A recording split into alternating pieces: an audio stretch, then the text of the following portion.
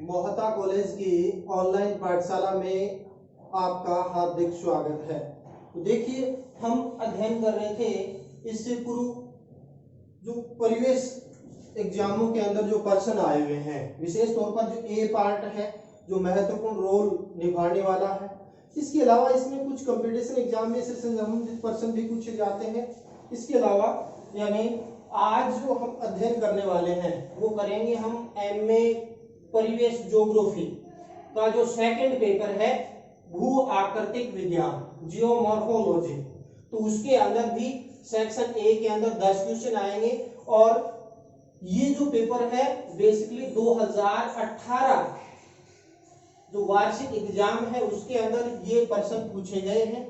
इसके अलावा इससे संबंधित जिस चैप्टर में जो प्रश्न बनते हैं उन प्रश्नों पर भी हम डिस्कस प्रमुख रूप से क्या है करेंगे।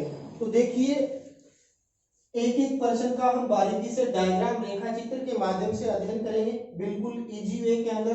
तो हम देखें तो भूआकृतिक विज्ञान है वो भौतिक भूगोल की शाखा है, इसलिए इस जो एग्जाम के अंदर 2 प्रश्नों का तो रिपीटिशन हुआ है। यदि हम बात करें 2020 का जो बीए पार्ट फर्स्ट का जो पेपर है उसके अंदर ये प्रश्न है वो पूछा गया था, जिसका हमने पिछले पेपर में हल भी किया था कि सामूहिक संचलन क्या है, मास मूवमेंट पर प्रमुख रूप से क्या है टिप्पणी कीजिए। इसके अलावा ये प्रश्न भी बीए पार्ट फर्स्ट के अंदर 2020 के जो सप्लीमेंट्री एग्जाम है उसके अंदर पूछा गया अनाच्छादन की प्रक्रिया या अनाच्छादन से क्या तात्पर्य है, तो इसको समझाइए। तो ये सभी क्वेश्चन ये बीए पार्ट फर्स्ट के अंदर भी यानी इम्पोर्टेंट है, तो दोनों क्लासों के लिए ये चैप्टर काफी इम्पोर्टेंट रहने वाला है। तो हम चलो देखते हैं भू आकृतिक विज्ञान के अंदर फर्स्ट क्वेश्चन देखते हैं, समस्थिति क्या है। समस्थिति का यदि हम अध्ययन करें तो समस्थिति बेसिकली ग्रीक शब्द आइसोस्टेसिस, इस ग्रीक आइसोस्टेसिस यानी समस्थिति को इंग्लिश में क्या कहते हैं आइसोस्टेसिस। और जो ये आइसोस्टेसिस शब्द है ये आइसोस्टेसियस यानी कौन सी ग्रीक शब्द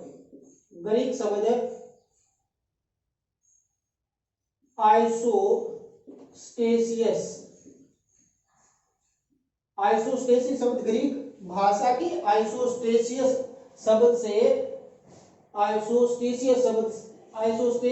से लिया गया है, जिसका तात्पर्य समस्थिति यानी संतुलन की स्थिति। देखिए, बेसिकली जो हमारी पृथ्वी है ये 28 किलोमीटर प्रति घंटा की यानी रफ्तार से घूर्णन कर रही है अपने अक्ष पर, सूर्य के चारों ओर भी परिक्रमा कर रही है। तो पृथ्वी पर जो स्थित ये जो विभिन्न प्रकार की उच्चावच, इस डायग्राम में देखिए हम समस्थिति को क्लियर करते हैं। हमारी पृथ्वी के ऊपर पर्वत भी है, पठार भी है, घाटियां भी है, मैदान और महासागरीय गर्त, ये विभिन्न प्रकार के उच्चावच पाए जाते हैं। और इन उच्चावचों में यांत्रिक अथवा भौतिक संतुलन की दशा बेसिकली क्या है समस्थिति है। तो समस्थिति को हम इस प्रकार परिभाषित करेंगे कि समस्थिति, जिसको इंग्लिश में कहते हैं आइसोस्टेसिस, शब्द ग्रीक भाषा के आइसोस्टेसियस से लिया गया है, जिसका तात्पर्य क्या हो गया समस्थिति यानी बेसिकली संतुलन की स्थिति है। यानी हमारी जो पृथ्वी है परिभ्रमण करती हुई पृथ्वी के ऊपर स्थित क्षेत्रों यानी ऊंचे स्थित क्षेत्रों कौन सी पर्वत पठार तथा गहराई में स्थित क्षेत्रों यानी झीलें तथा समुद्र में भौतिक तथा यांत्रिक संतुलन की जो दशा है उसको बेसिकली क्या कहते हैं यानी समस्थिति या संतुलन की स्थिति, और इसी को बेसिकली इंग्लिश में कहा जाता है आइसोस्टेसिस। तो आइसोस्टेसिस के अंदर यानी हमारे पृथ्वी के अंदर जो विभिन्न प्रकार के उच्चावच हैं पर्वत पठार मैदान भ्रंश घाटियां, इसमें जो संतुलन की स्थिति यानी समस्थिति है। तो हमारी परिभ्रमण करती हुई पृथ्वी के ऊपर स्थित ऊंचे क्षेत्रों पर्वत पठार और नीचे क्षेत्रों झीलें समुद्र आदि में भौतिक तथा यांत्रिक संतुलन की जो दशा है बेसिकली वो कहलाती है समस्थिति कहलाती है। यानी समस्थिति के बारे में हमने इससे पूर्व जो यानी देखा था एरी प्राट जोली, तो उन्होंने अलग अलग मत कहे। कुछ कहते हैं कि जो भूखंड है जितना अधिक ऊंचा है उसकी 9 गुना जड़ें यानी पृथ्वी के अंदर धसी हुई, जिसके कारण वो अपने आप को संतुलित कर लेता है। जैसे यानी उन्होंने आर्किमिडीज के तरह उस सिद्धांत का अवलोकन किया था, किसने, एरीमोदे ने, जिसका हम अध्ययन किया। कुछ कहते हैं पृथ्वी के 100 यानी कुछ किलोमीटर नीचे जाने पर एक क्षतिपूर्ति तल होता है जिसके सारे संतुलन स्थापित कर लेते हैं। लेकिन अपना तो बेसिक सीधा सा प्रश्न है, समस्थिति क्या है? तो पृथ्वी पर स्थित विभिन्न प्रकार के उच्चावच, पर्वत, पठार, मैदान, भ्रंश, घाटियां, सागर और झीलें, इसमें भौतिक अथवा यांत्रिक दशा के अंदर संतुलन की दशा है, बेसिकली स्थिति यानी समस्थिति है। या दूसरी प्रकार से इस प्रकार परिभाषित करते हैं कि परिभ्रमण करती हुई पृथ्वी के ऊपर स्थित क्षेत्रों, पर्वत, पठार और नीचे क्षेत्रों, झीलें, समुद्र आदि में भौतिक तथा यांत्रिक संतुलन की दशा बेसिकली क्या कहलाती है? समस्थिति कहलाती है। तो इसलिए यानी हमने देखा है कि पिछले कुछ वर्षों में मानव के द्वारा यानी पृथ्वी पर अत्यधिक मात्रा में यानी विभिन्न प्रकार के जो क्रियाकलाप हुए हैं, वनों का सफाया हुआ, पर्वतीय क्षेत्रों में मानव की क्रियाकलाप बढ़े, जिसके कारण केदारनाथ की घटना हो, चाहे पीछे चमोली की घटना हो, यानी विभिन्न प्रकार की आपदाएं, या 26 दिसंबर 2004 को जो सुनामी आई उसकी वजह से लगभग 3 लाख लोग काल खंडित हुए। तो वो यानी पृथ्वी अपने आप को संतुलित करने के लिए इस प्रकार की आपदाओं को लेके आती है। वर्तमान में जो कोरोना है महामारी, ये भी कहीं न कहीं देखें तो पृथ्वी में एक असंतुलन हो गया, जनसंख्या का दबाव बढ़ गया, उसको यानी संतुलन की स्थिति वही समस्थिति है। यानी बेसिकली हम समझना है कि समस्थिति ग्रीक यानी भाषा के आइसोस्टेसिस शब्द से लिया गया, जिसका तात्पर्य समस्थिति, संतुलन की स्थिति। तो इन जो विभिन्न प्रकार के उच्चावचों में जो संतुलन की स्थिति है वो समस्थिति है। चलो ये तो गया समस्थिति, तो दोनों क्लासों के लिए इंपॉर्टेंट है। दूसरा है यानी भूकंप विज्ञान किसे कहते हैं या भूकंप विज्ञान क्या है? तो भूकंप विज्ञान सीधी सी इसकी उत्तर है कि भूकंप का अध्ययन करने वाला विज्ञान भूकंप विज्ञान है, जिसको हम क्या कहते हैं? सिस्मोलॉजी कहते हैं। यानी इस डायग्राम के माध्यम से देख सकते हैं, यानी भूकंप पृथ्वी के उच्च कमजोर क्षेत्रों में जहां पृथ्वी के आंतरिक भाग के अंदर पृथ्वी के अंदर असंतुलन होता है और वहां मुख्य रूप से पृथ्वी आंतरिक बल के कारण भूकंप होते हैं, आकस्मिक बल के कारण। जहां से भूकंप की उत्पत्ति होती है उसको कहते हैं भूकंप मूल। जहां यानी पृथ्वी के क्रस्ट के ऊपर सर्वप्रथम यानी भूकंपीय तरंगें आती है वो क्षेत्र कहलाता है अधिकेंद्र। तो भूकंप मूल से भूकंप अधिकेंद्र हमेशा 90 डिग्री का कोण बनाता है। और ये यूजीसी नेट के अंदर स्कूल लेक्चर एग्जाम के अंदर ये प्रश्न पूछा जा चुका है। तो भूकंप विज्ञान क्या है? सीधा शास्त्रिक हुआ उत्तर, भूकंप का अध्ययन करने वाला विज्ञान ही भूकंप विज्ञान है, जिसको बेसिकली क्या कहा जाता है? सिस्मोलॉजी कहा जाता है। तो इसमें भूकंप से संबंधित विभिन्न प्रकार के तथ्यों का बेसिकली अध्ययन किया जाता है कि भूकंप की उत्पत्ति कैसे होती है, उसका यानी उत्पत्ति केंद्र या अधिकेंद्र या पृथ्वी में विभिन्न प्रकार की जो भूकंपीय तरंगें PSL या P स्टार S स्टार या जो अन्य गौण तरंगें होती है उनका व्यवहार या पृथ्वी के भूगर्भ के अंदर इन्हीं भूकंपीय तरंगों के आधार पर पृथ्वी की आंतरिक संरचना को भी हम जानते हैं। तो भूकंप विज्ञान भूकंप का अध्ययन करने वाला विज्ञान है, जिसके माध्यम से पृथ्वी की आंतरिक संरचना को हम जान सकते हैं। भूकंप के अंदर भूकंप विज्ञान के अंदर भूकंप की उत्पत्ति कैसे होती है, भूकंप अधिकेंद्र या भूकंप के अंदर चलने वाली जो तरंगे हैं उन तरंगों की गति में विविधता के कारण चट्टानों का घनत्व का हम अनुमान लगा सकते हैं। तो सीधा सा दो नंबर का है तो इसकी शब्द सीमा होती है 50 शब्द। तो इसमें सीधा शास्त्रिक उत्तर देना है, रटने की आवश्यकता नहीं है, समझना है। तो भूकंप विज्ञान क्या है? भूकंप का अध्ययन करने वाला विज्ञान भूकंप विज्ञान कहलाता है। और इसी भूकंप विज्ञान को क्या कहते हैं? सिस्मोलॉजी कहा जाता है। भूकंप से संबंधित विभिन्न प्रकार के तथ्यों का अध्ययन किया जाता है। भूकंप कहां से उत्पन्न होता है, उत्पत्ति केंद्र या अधिकेंद्र या विभिन्न प्रकार की जो लहरें चलती हैं P star S star L secondary wave, द्वितीय वेव, उनका अध्ययन करने वाला विज्ञान ही भूकंप विज्ञान कहलाता है। इससे वाले जो पहला चैप्टर था उसमें हमने देखा था भूकंप किसे कहते हैं। तो पृथ्वी के अंदर ज्ञात अथवा अज्ञात बाह्य तथा आंतरिक कारणों से पृथ्वी में जो कंपन उत्पन्न होता है और उस कंपन को ही बेसिकली क्या कहा जाता है, भूकंप के नाम से जाना जाता है। तो इसमें 4 प्रश्न बन गए। भूकंप मूल किसे कहते हैं, जहां से पृथ्वी के आंतरिक भाग में भूकंप की उत्पत्ति होती है वो बेसिकली भूकंप मूल कहलाता है। जहां सर्वप्रथम भूकंप की तरंगे सर्वप्रथम भूकंप पृष्ठ पर सर्वप्रथम टकराती है वो क्षेत्र कहलाता है अधिकेंद्र। और भूकंप मूल से भूकंप अधिकेंद्र हमेशा 90 डिग्री का क्या बनाता है भाई, कोण बनाता है। इसके बाद हम थर्ड क्वेश्चन पर थोड़ा सा डिस्कस कर लेते हैं।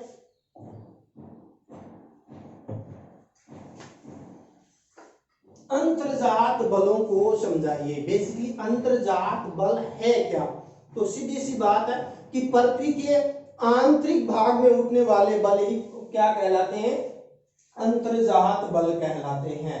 यानी ये जो पर्वत हैं, पठार हैं, घाटियां और इनका जो निर्माण करने वाले बल कौन से हैं, पृथ्वी के आंतरिक भाग से उत्पन्न होते हैं। इसलिए पृथ्वी के आंतरिक भाग से उत्पन्न होने वाले बल को अंतर्जात बल कहा जाता है। और बेसिकली ये अंतर्जात बल क्या होते हैं, यानी लंबवत भी कार्य करते हैं। लंबवत में ऊपर से नीचे और नीचे से ऊपर की तरफ जाते हैं। इसके अलावा ये जो बल है क्षैतिज रूप में कार्य करते हैं। और क्षैतिज रूप में यदि विपरीत दिशा में कार्य करेंगे तो तनाव मूलक बल लगेगा। यदि बल आमने सामने कार्य करेगा तो संपीड़नात्मक बल लगेगा, जिसके कारण वलन की उत्पत्ति होगी। यदि विपरीत दिशा में लग रहा है तनाव मूलक बल, तो उसकी वजह से ब्रंसन की क्रियाएं प्रमुख रूप से क्या है, निर्माण होता है। तो रटना नहीं, बिल्कुल इजी वे में समझना है कि बेसिकली क्या है। यानी हम देखें अंतर्जात बल क्या है, तो पृथ्वी के आंतरिक भाग से उत्पन्न होने वाला बल अंतर्जात बल कहलाता है। और इस बल के द्वारा पृथ्वी पर पर्वत, पठार, भ्रंश, घाटियां आदि का क्या होता है, निर्माण होता है। तो इसलिए यानी भू असंतुलन उत्पन्न करने वाला जो बल यानी होता है यानी अंतर्जात बल। तो ये अंतर्जात बल बेसिकली दो तरीके से कार्य करता है। एक तो हॉरिजॉन्टल लंबवत कार्य करता है, एक वर्टिकल यानी क्षैतिज रूप से क्या है, कार्य करता है। और जो ये अंतर्जात बल है बेसिकली इसके अंदर यानी समय अवधि के आधार पर यानी इस बल को दो भागों में बांट दें। एक होता है पटल विरूपणी बल और एक होता है आकस्मिक बल। यानी भूपटल के लंबे चौड़े विस्तृत क्षेत्र को प्रभावित करे वो पटल विरूपणी बल है। जैसे प्रारंभ में पेंजिया था, पेंजिया का विघटन लाने वाला बल कौन सा था, पटल विरूपणी बल, जिससे किसका निर्माण हुआ, महाद्वीप और महासागरों का निर्माण हुआ। फिर आता है आकस्मिक बल। तो आकस्मिक बल जो अचानक कुछ क्षण में ही प्रकट हो जाते हैं, जैसे हमने बात की भूकंप या ज्वालामुखी, ये आकस्मिक बल कहलाते हैं। 26 जनवरी 2001 को गुजरात में कच्छ के अंदर भूकंप आया। 26 जनवरी के दिन 1 लाख लोग कालकल्पित हो गए। तो यानी अचानक ही भूदृश्य में परिवर्तन लाने वाला बल आकस्मिक बल है। और पटल विरूपणी बल यानी करोड़ों वर्षों के लंबे समय के बाद यानी जिस बल का परिणाम आता है वो कहलाता है पटल विरूपणी बल। और पटल विरूपणी बल के अंदर यानी एक तो होता है महादेशज बल, जिससे महाद्वीप और महासागरों का निर्माण हुआ और करोड़ों समय लगा था। दूसरा है पर्वत निर्माण बल, जिस बल के द्वारा पृथ्वी के अंदर वलित पर्वतों की उत्पत्ति हुई, वलन की क्रियाएं हुई, वो बेसिकली कहलाता है पर्वतन बल। तो रटना नहीं, पृथ्वी के आंतरिक भाग में उत्पन्न होने वाला बल अंतर्जात बल कहलाता है। ये बल वर्टिकल रूप से भी कार्य करता है, हॉरिजॉन्टल के रूप में भी कार्य करता है। इस बल के अंदर यानी पटल विरूपणी बल भी होता है और दूसरा आकस्मिक बल भी होता है। तो पटल विरूपणी बल के कारण महाद्वीप, महासागर, पर्वतों का निर्माण होता है और आकस्मिक बल से भूकंप व ज्वालामुखी की क्रियाएं प्रमुख रूप से उत्पन्न होती है। तो तीसरा प्रश्न हो गया अंतर्जात बल। चौथा आता है अपर्दन चक्र या जिसको कहते हैं भौगोलिक चक्र। तो अपर्दन चक्र के पिता कहलाते हैं William Morris Davis. William Morris Davis कहाँ के थे? अमेरिका के थे। उन्होंने 1899 में सर्वप्रथम अपरदन चक्र की संकल्पना का प्रतिपादन किया। और अपरदन चक्र की संकल्पना है क्या, हम इस डायग्राम के माध्यम से देखेंगे। डेविस ने बताया कोई भी भूखंड है, सर्वप्रथम उत्थान होता है, उत्थान के बाद 3 अवस्थाओं से होता हुआ अंत में वापस वही संप्रास मैदान के अंदर परिवर्तित हो जाता है। तो भौगोलिक चक्र को हम इस प्रकार परिभाषित कर सकते हैं कि भौगोलिक चक्र या अपरदन चक्र एक ही बात है। पहली बात तो भौगोलिक चक्र समय की वह अवधि है जिसके कारण क्या है, कोई उत्थित भूखंड, उत्थित मान उठा हुआ भूखंड, अपरदन के विभिन्न कारकों से प्रभावित होकर एक क्या है, आकृति विहीन समतल मैदान में परिवर्तित हो जाता है। तो ये बेसिकली क्या कहलाता है, अपरदन चक्र। और अपरदन चक्र का यानी प्रतिपादक कौन था? अमेरिकी भूगोलवेता विलियम मॉरिस डेविस, जिन्होंने अपने अपरदन चक्र या भौगोलिक चक्र की संकल्पना का प्रतिपादन 1899 के अंदर किया। हालांकि इस प्रश्न को हमने डेविस और पेंक के अपरदन चक्र को क्लास में भी समझा, इसके अलावा यूट्यूब पर भी हमने इसको क्या है यानी विस्तारित रूप से समझाया है। तो डेविस ने अपरदन चक्र या भौगोलिक चक्र की संकल्पना का प्रतिपादन 1899 में दिया, सर्वप्रथम दिया, इसलिए अपरदन चक्र या भौगोलिक चक्र के पिता कहलाते। उनका चक्र क्या था कि भौगोलिक चक्र समय की क्या है, वह अवधि है जिसके अंदर बेसिकली कोई उठा हुआ जो भूखंड है अपरदनात्मक कारकों से प्रभावित होकर एक आकृति विहीन समतल मैदान, जिसको डेविस ने क्या कहा है, यानी संप्रास मैदान में परिवर्तित हो जाता है। तो रटना नहीं, बिल्कुल समझना है कि अपरदन चक्र क्या है। यदि हम इसको समझना चाहें तो भौगोलिक चक्र या अपरदन चक्र एक ही बात है जिसके अंतर्गत यानी कोई भी उठा हुआ भूखंड, पर्वत हो सकता है, पठार हो सकता है, तो उठा हुआ भूखंड है, अपरदनात्मक परक्रम यानी अपरदन के विभिन्न कारक, वो नदियां हो सकती है, वो हिम नदी हो सकती है, वो वायु, लेकिन डेविस ने अपरदन को प्रमुख कारक माना नदियां। तो अपरदन के कारकों द्वारा प्रभावित होकर एक आकृति विहीन समतल मैदान में जो परिवर्तित हो जाता है उसको बेसिकली भौगोलिक चक्र के नाम से जाना जाता है। उसी को ही यानी किस नाम से, अपरदन चक्र के नाम से जाना जाता है। तो अपरदन चक्र भी अपना कंप्लीट हो गया। ये भी बीए पार्ट फर्स्ट के लिए मोस्ट इंपोर्टेंट पर्सन है अगली बार। तो भूसन्नति की अवधारणा समझाइए। देख लीजिए 2020 के बीए पार्ट फर्स्ट के अंदर यानी पर्सन आ चुका है, यानी भूसन्नति की अवधारणा, भूसन्नति किसे कहते हैं उसी तरीके से पूछा गया। तो इससे पूर्व वाले वीडियो के अंदर इसको हम देख भी सकते हैं, फिर भी इसको यानी दोबारा हम समझने की कोशिश करेंगे कि बेसिकली ये जो कॉन्सेप्ट है वो क्या है, तो उसके बारे में भी हमें यानी प्रमुख रूप से समझेंगे कि भूसन्नति बेसिकली है क्या। तो भूसन्नति के अंदर देखें तो रटने की आवश्यकता नहीं है कि भूसन्नति वलित पर्वतों का उत्पत्ति स्थल है, जिसको क्या कहा जाता है, वो यानी वलित पर्वतों का पालना कहा जाता है, क्योंकि वलित पर्वत उसमें झूलते हुए प्रमुख रूप से निर्माण होते हैं। तो सीधा सा सटीक उत्तर देना है कि भूसन्नति लंबे संकरे उथले जलीय यानी गर्त होते हैं जिसके अंदर यानी आसपास के क्षेत्रों से तलछटीय निक्षेप के साथ तली में धसाव होता है, और धसाव के बाद जब क्षैतिज बल लगता है तो उससे वलित पर्वतों की उत्पत्ति प्रमुख रूप से क्या है, होती है।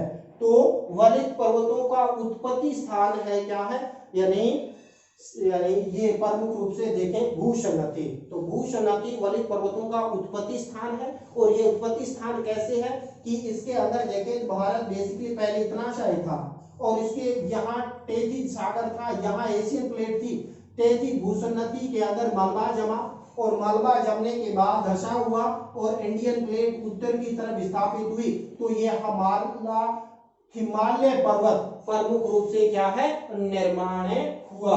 तो इस प्रकार ये भूसन्नति का कॉन्सेप्ट है। अब हम 5वें पर्सन के ऊपर चलते हैं। तो उसको भी हम देख लेते हैं। अनाच्छादन से क्या तात्पर्य है?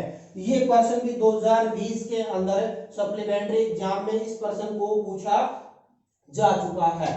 तो अनाच्छादन के अंदर बेसिकली समझना चाहें तो सीधा सा सटीक उत्तर है अपक्षय और अपर्दन की संयुक्त प्रक्रिया बेसिकली क्या कहलाती है? अनाच्छादन कहलाती है। और अनाच्छादन के अंदर चूंकि अपक्षय क्या है, अपक्षय अलग से प्रश्न पूछा जा सकता है, अपर्दन अलग से पूछा जा सकता है, तो यानी सीधा सा सटीक उत्तर है कि भौतिक या रासायनिक कारकों की वजह से किसी भी चट्टान का अपने ही स्थान पर टूटकर फूटकर बिखरने की क्रिया है, वो बेसिकली क्या कहलाता है? अपक्षय कहलाता है। तो अपक्षय एक बेसिकली स्थैतिक क्रिया है। क्या है? स्थैतिक क्रिया है। अपक्षय आ जाए तो कैसे? अपक्षय भौतिक या रासायनिक कारकों की वजह से किसी भी चट्टान का अपने ही स्थान पर टूटकर फूटकर जो बिखरने की क्रिया है, वो बेसिकली अपक्षय है। अपर्दन क्या है? यानी भौतिक या रासायनिक कारकों की वजह से किसी भी चट्टान का अपने स्थान से अपक्षित होना, अपने स्थान से अपरदित होकर दूसरे स्थान पर प्रतिस्थापन होने की जो प्रक्रिया है उसको कहलाता है, यानी अपर्दन कहलाता है। तो अपक्षय अपर्दन में सहायता करता है। और इसके अंदर देखना चाहें तो अपक्षित मलबा को परिवहन करने का कार्य करता है अपर्दन। तो इस प्रकार अपर्दन एक गतिशील क्रिया है और अपक्षय एक स्थैतिक क्रिया है। और अनाच्छादन दोनों की संयुक्त प्रक्रिया क्या कहलाती है? अनाच्छादन। तो हम इस प्रकार परिभाषित कर सकते हैं कि अपक्षय और अपर्दन की संयुक्त प्रक्रिया कहलाती है अनाच्छादन, और अनाच्छादन स्थैतिक और गतिशील क्रियाओं का क्या है? समेकन है। तो उसको ही बेसिकली क्या कहते हैं? अनाच्छादन। तो अनाच्छादन के अंदर भौतिक क्रियाएं शामिल भी होगी, यानी अपर्दन की क्रियाएं भी शामिल होगी, और इसके अंदर अपक्षय की क्रियाएं शामिल होगी। तो अपक्षय स्थैतिक क्रिया है, अपर्दन गतिशील क्रिया है, और दोनों का समेकन बेसिकली क्या कहलाता है? यानी अनाच्छादन कहलाता है। तो सीधा शास्त्रीय उत्तर कि अपक्षय तथा अपर्दन की संयुक्त प्रक्रिया कहलाती है अनाच्छादन, और अनाच्छादन के अंदर अपक्षय और अपर्दन दोनों शामिल करते हैं, इसलिए अनाच्छादन में स्थैतिक और गतिशील दोनों क्रियाओं को प्रमुख रूप से शामिल किया जाता है। तो ये हो गया अपना अनाच्छादन। अब हम देखेंगे कि परवाल भित्तियां क्या है, यानी इसके यानी शब्द में इसका अर्थ, इसकी परिभाषा छिपी हुई है। परवाल, तो देखिए परवाल एक समुद्री जीव है जिसमें सीपी, घोंगे, मोती ये जो होते हैं उसमें यानी इसके अस्थि पंजरों से ही ये बनते हैं। तो परवाल भित्तियां क्या है, इस डायग्राम के माध्यम से हम समझेंगे। तो परवाल बेसिकली एक समुद्री जीव है और वो क्या करता है? प्लैंक्टन खाता है, जिसमें हमने पिछली बार पढ़ा भी प्लैंक्टन क्या है, और अपने चारों ओर चूने का खोल बनाता है। लाखों की संख्या में समूह में यानी ये रहता है, और समूह में रहेगा तो ये क्या होता है? समुद्र के अंदर एक यथार्थ गहराई में जो आदर्श चबूतरा होता है वहां उस चबूतरे पर अपना घरौंदा बनाता है, और उस क्षेत्र के अंदर एक जीव के अस्थि पंजर पर दूसरा जीव अपना घरौंदा बनाता रहता है। तो इस प्रकार क्या होता है? समुद्र के यथार्थ गहराई पर यानी परवाल जीवों के अस्थि पंजर से जो दीवार निर्मित होती है उसको कहा जाता है क्या? परवाल भित्ति। भित्ति का मतलब है भींत, और भींत किससे बनी? परवाल जीवों के अस्थि पंजर से। और कहां बनी? समुद्र के अंदर एक यथार्थ गहराई में। लेकिन सभी समुद्रों में नहीं मिलती भाई, ये कहां पर मिलती है? ये जहां पूरे यानी 25 उत्तर से लेकर 25 दक्षिण, यानी 25 उत्तर से 25 दक्षिणी अक्षांश वाला जो क्षेत्र है वहां उचित तो तापमान मिलता है, लवणता प्रमुख रूप से प्लैंक्टन वहां प्रमुख रूप से पाया जाता है। तो यानी परवाल विश्व की 95% परवाल भित्तियां यानी 25 उत्तर से 25 दक्षिणी अक्षांशों के अंदर प्रमुख रूप से क्या है? मिलती है। तो सीधा सा रटने की आवश्यकता नहीं कि परवाल भित्ति क्या है? परवाल जीवों के अस्थि पंजर के समेकन से समुद्र के अंदर जो दीवार बनती है वो बेसिकली परवाल भित्ति है। तो मैंने पहले बता दिया परवाल एक जीव है, बड़ा कोमल होता है, अपने शरीर की रक्षा करने के लिए चूने का घोल बनाता है, चींटियों की तरह हजारों की संख्या में समूह में रहता है, और इसकी कालावधि लगभग 120 दिन के आसपास होती है। एक जीव के अस्थि पंजर पर दूसरा जीव, दूसरे पर तीसरा जीव, यानी समुद्र में एक निश्चित स्थान पर ही मुख्य रूप से क्या करता है, यानी वंशवृद्धि करता है, और वहां एक जीव के अस्थि पंजर पर दूसरा जीव अपना यानी घरौंदा बना लेता है। इसके कारण यानी समुद्र के अंदर जो दीवार बनती है वो बेसिकली प्रवाल भित्ति है। भारत में देखें तो यानी जो ये अंडमान निकोबार द्वीप समूह है, यहाँ प्रवाल भित्तियां प्रमुख रूप से क्या है पाई जाती है। विश्व की सबसे बड़ी भित्ति है ग्रेट बैरियर रीफ, जो ऑस्ट्रेलिया के तट के सारे प्रमुख रूप से क्या है फैली हुई है। तो रटने की आवश्यकता नहीं है। प्रवाल भित्ति क्या, प्रवाल मानी प्रवाल समुद्री जीव,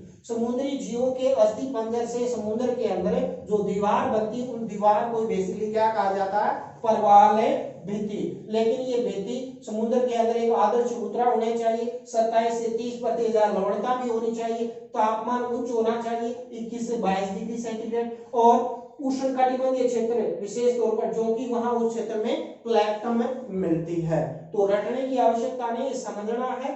तो प्रवाल जीवों के अस्थि पंजर से समुद्र के अंदर जो दीवार बनती है उस दीवार को ही क्या कहा जाता है, प्रवाल भित्ति कहा जाता है। हालांकि इसको क्लास में बारीकी से समझाया गया है, फिर भी मैं सोच रहा हूं कि एक बार पूरे दोबारा इस सिलेबस को रिपीट कर दिया जाए। अब नेक्स्ट क्वेश्चन पर हम चलते हैं।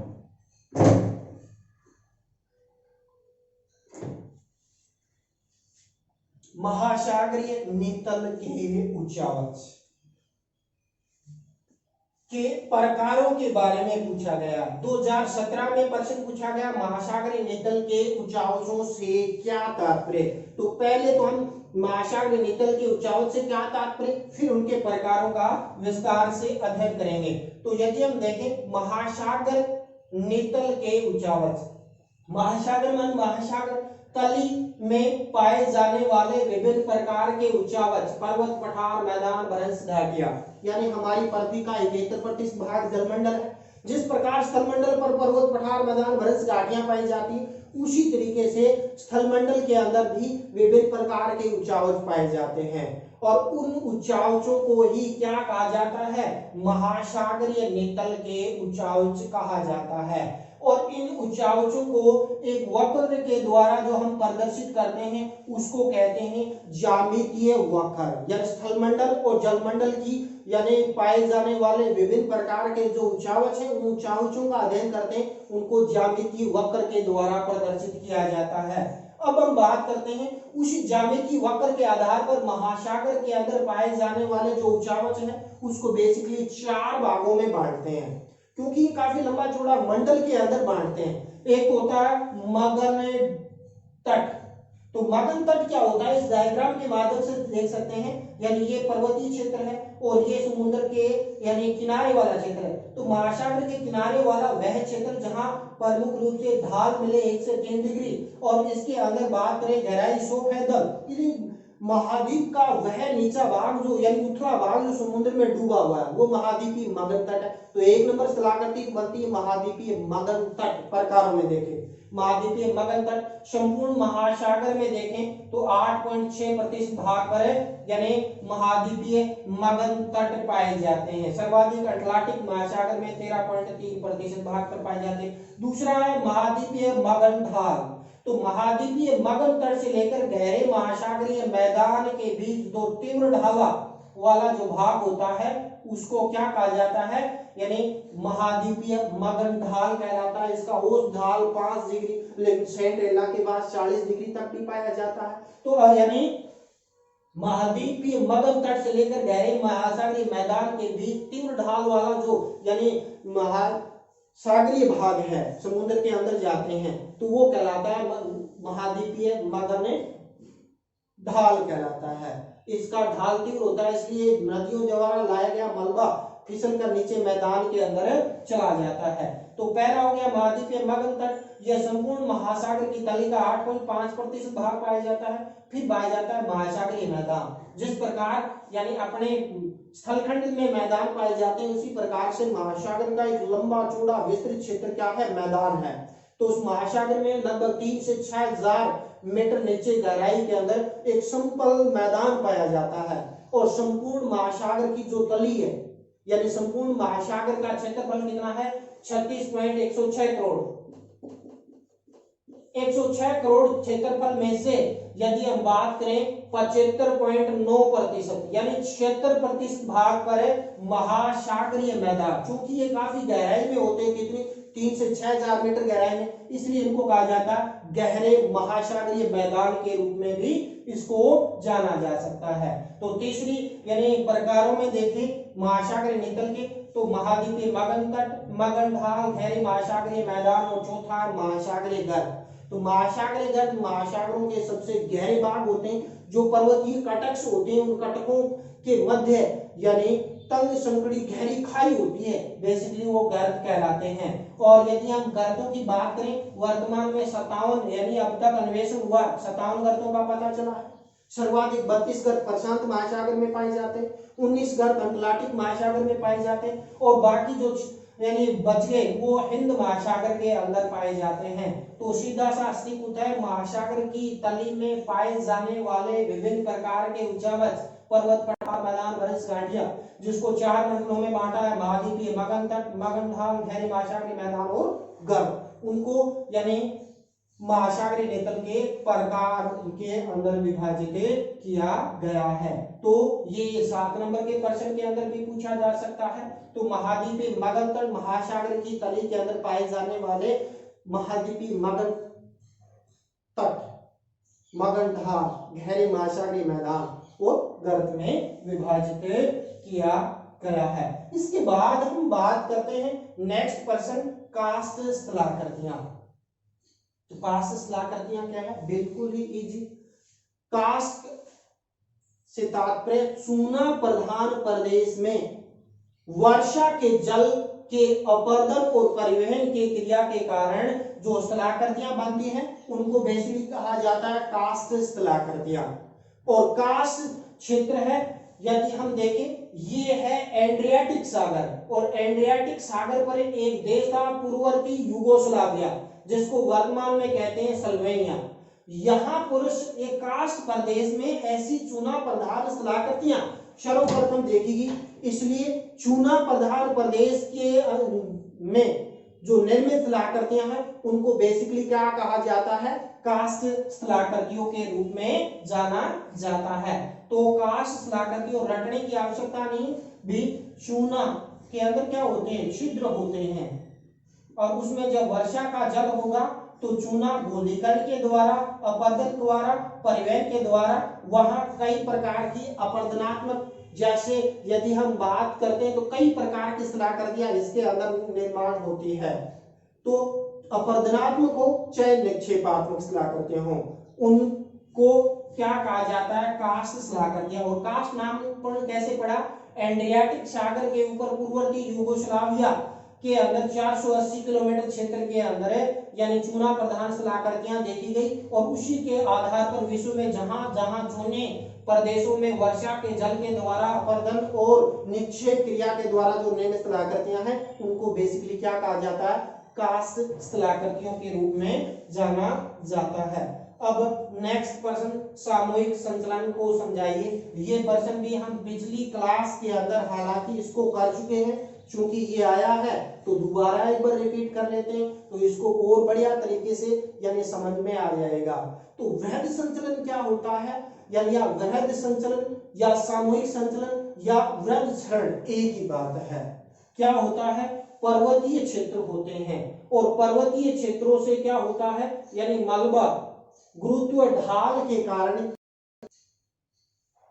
अपर्दनात्मक जो विभिन्न प्रकार के जो भूखंड है उससे मलबा गुरुत्व ढाल के कारण नीचे यानी फिसल जाता है, उसको ही क्या कहा जाता है, यानी सामूहिक संचलन भी कहते हैं, वृहद संचलन भी कहते हैं, वृहद क्षरण कहते हैं। तो सीधा सा शिक्षा उत्तर है, सामूहिक संचलन से तात्पर्य ऊंचे पर्वतीय क्षेत्रों में ढाल के सहारे गुरुत्वाकर्षण बल के कारण चट्टानी चूर्ण का बड़े पैमाने पर नीचे की तरफ जो खिसकने की क्रिया है वो कहलाता है सामूहिक संचलन। क्योंकि सामूहिक संचलन लंबे विस्तृत क्षेत्र में होता है, वृहद क्षरण कहते हैं। वृहद क्षरण जैसे अपने बात करें तो यानी पिछले महीने ही यानी चमोली के अंदर, केदारनाथ के अंदर, उत्तराखंड के अंदर यानी भूस्खलन की क्रियाएं प्रमुख रूप से हुई। तो भूस्खलन का ही एक रूप है सामूहिक स्थानांतरण। और भारत में हिमालय के अंदर महा हिमालय, हिमाचल हिमालय, पश्चिमी घाट क्षेत्र और उत्तर पूर्वी क्षेत्रों में भूस्खलन की क्रियाएं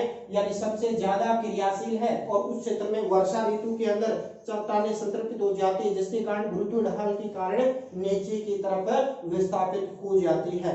तो सामूहिक संचलन में रटने की आवश्यकता नहीं कि सामूहिक संचलन में ऊंचे पर्वतीय ढालों के सारे ग्रेविटी पावर या गुरुत्वाकर्षण बल के कारण चट्टानी चूर्ण का वृहद स्तर पर यानी ढाल के सारे नीचे प्रतिस्थापन होने की क्रिया क्या कहलाती है? सामूहिक संचलन भी कहते हैं, यानी वृहद संकलन भी कहते हैं, वृहद क्षरण के नाम से भी जाना जाता है। तो ये हमने यानी 10 प्रश्नों के अलावा इसके कुछ अन्य प्रश्नों पर भी हमने अध्ययन किया। देखिए अनाच्छादन में अपक्ष और अपवर्तन को अलग से परिभाषित कर दिया।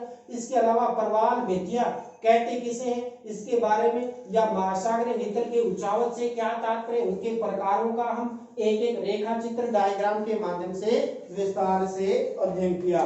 तो इसी के साथ मैं उम्मीद कर रहा हूं कि आप इन ऑनलाइन क्लासेस का आनंद उठा रहे होंगे। तो इसी के साथ जय हिंद, जय भारत।